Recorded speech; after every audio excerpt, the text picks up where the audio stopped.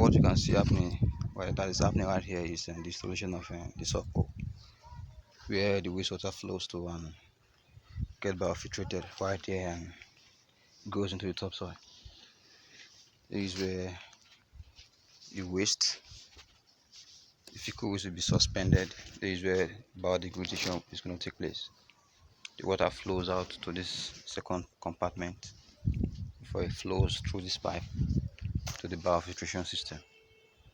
That is how the biodigester system works. We are right here at Atan in Ogun State. Clean health biodigester system.